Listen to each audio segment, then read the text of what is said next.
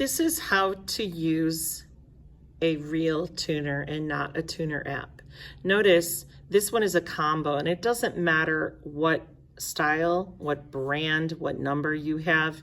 They all work similarly. If I click metronome on accident, that's not going to help me tune. But if I need my metronome because I should be practicing with one, I can change the tempo or the speed up or down. I can change it to be 1 beat per measure, 2 beats per measure, 3 beats, etc. I can have subdivision with 8th notes and 16th notes. It doesn't matter. But let's turn this off because we don't want the metronome right now. Let's go to the tuner on button. Notice it says 440. That is the calibration to tune yourself perfectly. If it says 443, it's too high.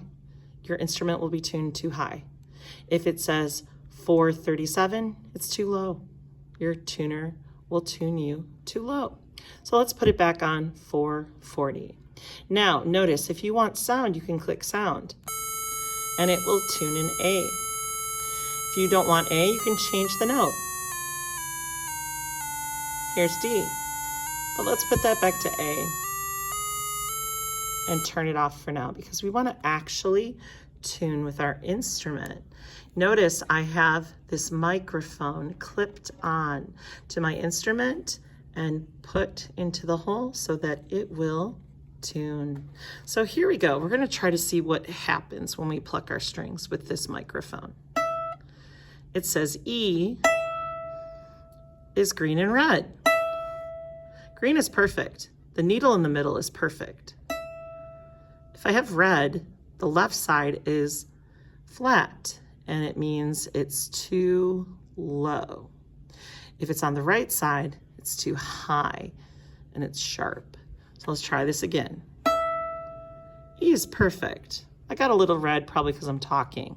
Or if other students are playing around you, it might pick them up as well. Here's A.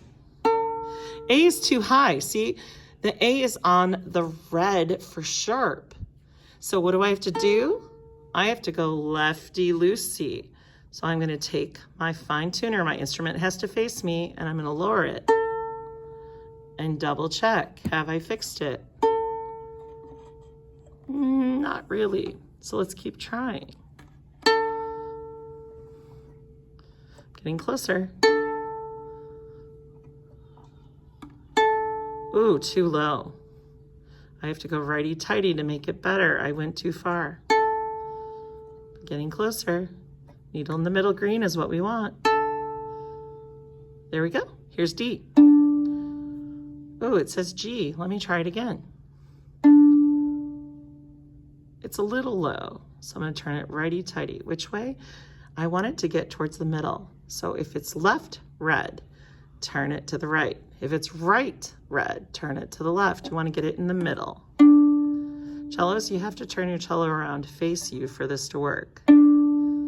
Otherwise, guess what? It's not going to work.